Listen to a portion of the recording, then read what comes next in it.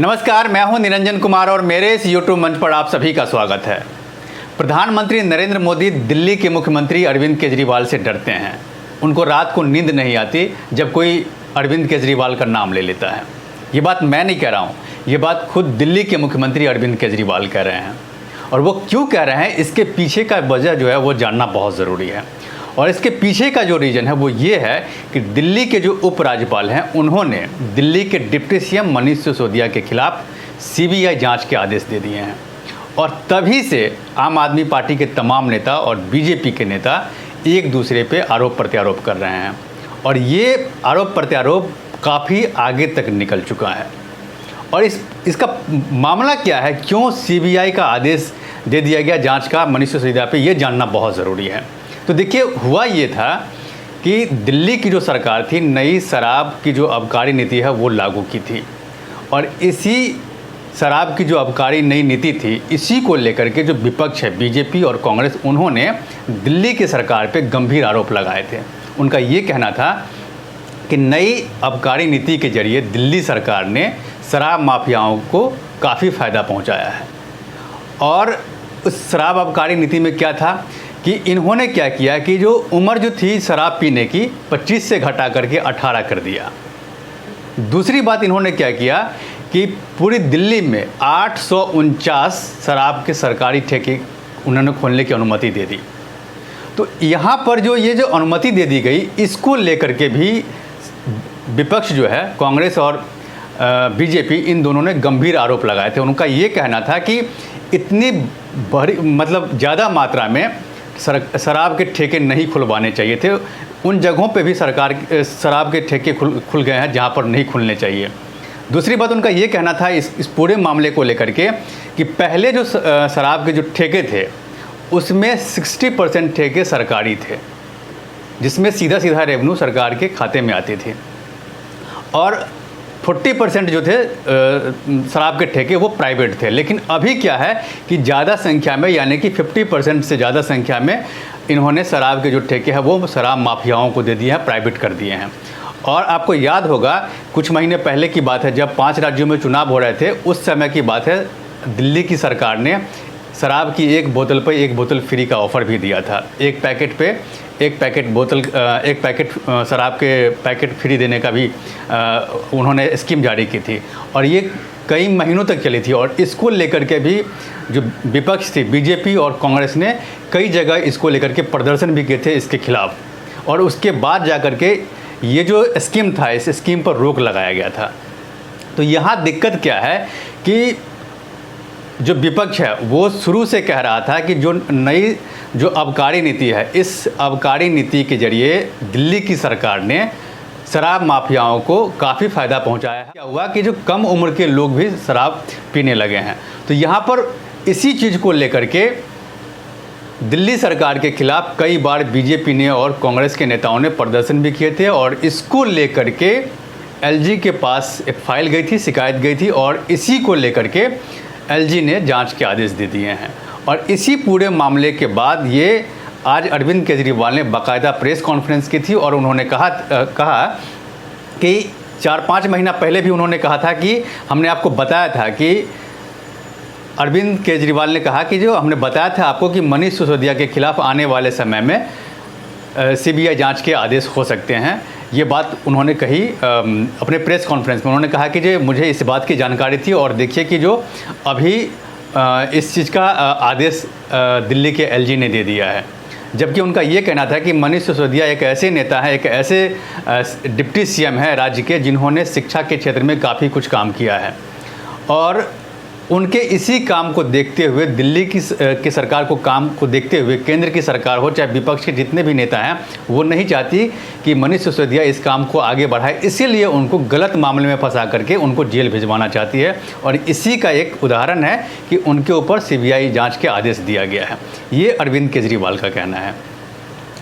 अब इसी पूरे मामले को लेकर के उनके जो आम आदमी पार्टी के जो दूसरे नेता हैं, संजय सिंह, जो राज्यसभा के सांसद हैं, उन्होंने कहा कि केंद्र की सरकार जो है, प्रधानमंत्री नरेंद्र मोदी जो है, वो आज तक ललित मोदी को नहीं पकड़ पाए, मेहुल चोकसी को नहीं पकड़ पाए, चाहे दूसरे जो नेता हैं, विजय माल्या जैसे नेता जिन्होंने कर्ज लेकर के जो यहाँ से भाग गए हैं, उनको नहीं पकड़ पाए, जबकि वो मनीष सिसोदिया के खिलाफ उन्होंने जाँच का आदेश दे दिया है। आप खुद सुन लीजिए कि संजय सिंह इस पूरे मामले को लेकर के क्या कह रहे हैं।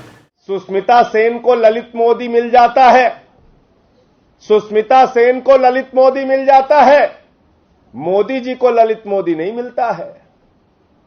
मोदी जी को मेहुल चोकसी नहीं मिलता, मोदी जी को नीरव मोदी नहीं मिलता। मोदी जी को चश्मा पहन के विजय माल्या 10,000 करोड़ लूट कर चिढ़ाता है, वो नहीं दिखता।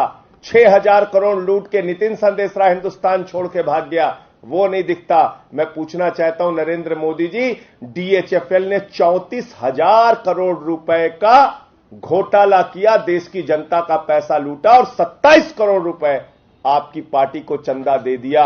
न उसको ईडी पकड़ रही है, न सीबीआई पकड़ रही है, कोई कार्रवाई नहीं कर रही है। 11 लाख करोड़ रुपए आपने अपने चंद पूंजीपति मित्रों का माफ कर दिया, उस पर न ईडी कार्रवाई करती है, न सीबीआई कार्रवाई करती है। 2.40 लाख करोड़ रुपए बैंक फ्रॉड चंद पूंजीपतियों ने किया, वो ना आपकी ईडी को दिखती है, ना सीबीआई को दिखती है, ना पुलिस को दिखती है। आपकी ईडी और सीबीआई को कौन दिखता है? मनीष सिसोदिया, जिन्होंने दिल्ली के 18 लाख बच्चों को ऐसी शिक्षा दी जिसकी चर्चा आज पूरी दुनिया में हो रही है, जिसके मॉडल को देखने के लिए, केजरीवाल मॉडल को देखने के लिए, स्कूल को देखने के लिए अमेरिका के राष्ट्रपति की पत्नी आती है, नॉर्वे के पूर्व प्रधानमंत्री आती है, संयुक्त राष्ट्र संघ के पूर्व महासचिव आते हैं, कई राज्यों के मुख्यमंत्री आते हैं। वो लोग आपको भ्रष्टाचारी दिख रहे हैं, उन पे आप कार्रवाई करने के लिए, गला दबाने के लिए तैयार हैं।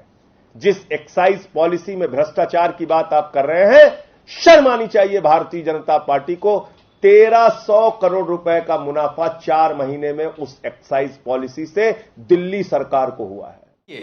संजय सिंह भले ही आम आदमी पार्टी के नेता हैं और वो दिल्ली के जो डिप्टी सीएम हैं उनके पक्ष में वो बोल रहे हैं, लेकिन मामला अब चला गया है सीबीआई के हाथ में, चूंकि एलजी ने इसकी जांच के आदेश दे दिए हैं। और इस पूरे मामले को लेकर के बीजेपी नेता, दिल्ली के उपराज्यपाल जी ने, जो हमने कंप्लेन की थी और जो अनियमितताएं पाई गई थी शराब पॉलिसी को लेके, उसकी सीबीआई जांच की रिकमेंडेशन कर दी है।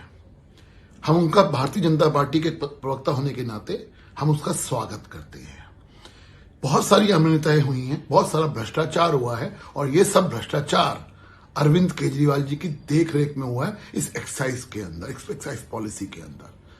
हमने जो कंप्लेन करी थी और जो दस्तावेज हमारे पास है उसमें 3 मेजर चीजें हुई हैं इसके अंदर। पहली, टेंडर की शर्तों के हिसाब से कार्टेल अलाउड नहीं था, और दस्तावेज कहते हैं कार्टेल हुआ है।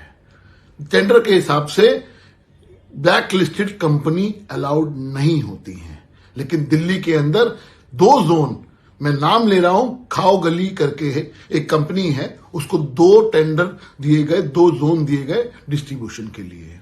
और तीसरा, मैन्युफैक्चरिंग कंपनी अलाउड नहीं है रिटेल सेक्टर के अंदर, लेकिन यहां पे नियमों को धत्ता देते हुए उनको, उस मैन्युफैक्चरिंग कंपनी को रिटेल का सेक्टर दिया गया। और ये सब कुछ बहुत बड़ा घोटाला इस दिल्ली की सरकार ने किया है, जो हमने दस्तावेज भी एक्साइज डिपार्टमेंट को भी दिए थे, और उसी एक्साइज डिपार्टमेंट ने उनको शोकॉज नोटिस भी इशू किया था। लेकिन अफसोस, अरविंद केजरीवाल जी के दबाव में आज 1.5 साल से उस पर कोई कार्रवाई नहीं हुई थी। आज जब एलजी साहब ने सीबीआई के लिए जांच के लिए रिकमेंड कर दिया है, भारतीय जनता पार्टी इसका स्वागत करती है। के बाद ही ये साफ हो पाएगा कि जो आरोप मनीष सिसोदिया पे लगाए गए हैं वो आरोप सही है या नहीं है। अगर ये आरोप सही पाए जाते हैं तब क्या होगा कि जो अरविंद केजरीवाल पर बीजेपी और कांग्रेस दोनों इनके खिलाफ मोर्चा खोलेगी, क्योंकि इनके एक मंत्री ऑलरेडी जेल में हैं अभी, सत्येंद्र जैन, और इनके कई दूसरे मंत्री पे भी आरोप लगे थे, तो वो उनको लेकर के कांग्रेस और बीजेपी ने कई बार इसको लेकर के प्रदर्शन किए हैं। अगर अब मान लीजिए कि अगर आरोप अगर निराधार साबित हुए तो फिर एक बार केजरीवाल को इन पार्टियों पर, बीजेपी और कांग्रेस के खिलाफ बोलने का इनको मौका मिल जाएगा, क्योंकि अरविंद केजरीवाल बार बार कहते भी हैं कि चूंकि आम आदमी पार्टी दिल्ली से निकल करके बाहर जा कर के वो चुनाव जीत रही है, पंजाब उन्होंने जीत लिया, मध्य प्रदेश में अभी निकाय के चुनाव हुए थे, वहाँ पर भी आम आदमी पार्टी के नेताओं ने जीत दर्ज की है। उसके बाद गुजरात में भी जीत ऑलरेडी दर्ज कर चुके हैं निकाय के चुनाव में, और अभी वो विधानसभा चुनाव की तैयारी कर रहे हैं। हिमाचल प्रदेश में विधानसभा के चुनाव की तैयारी कर रहे हैं। तो कहीं ना कहीं आम आदमी पार्टी का जनाधार बढ़ रहा है, और इसी को देखते हुए प्रधानमंत्री नरेंद्र मोदी को कहीं ना कहीं ये लग रहा है कि अगर इसको नहीं रोका गया तो फिर ये बीजेपी के लिए खतरे की घंटी होगी। तो देखिए आने वाले समय में क्या होता है। सीबीआई की जांच बैठ गई है, आदेश दे दिया गया है एलजी की तरफ से, सीबीआई जांच करती है, तो क्या कुछ निकल के आता है वो देखने वाली बात होगी। इन सारी चीज़ों पे मेरी नज़र बनी हुई है, आप मेरे साथ बने रहिए। और अब तक अगर आपने मेरे इस YouTube चैनल को सब्सक्राइब नहीं किया है तो प्लीज़ सबसे पहले इस YouTube चैनल को सब्सक्राइब कीजिए, लाइक शेयर और कमेंट जरूर कीजिए। इसमें एक कमेंट बॉक्स है जहां जाकर के आप इस मुद्दे से रिलेटेड अपने सवाल कर सकते हैं, जिसका जवाब मैं आपको दूंगा। तब तक के लिए धन्यवाद।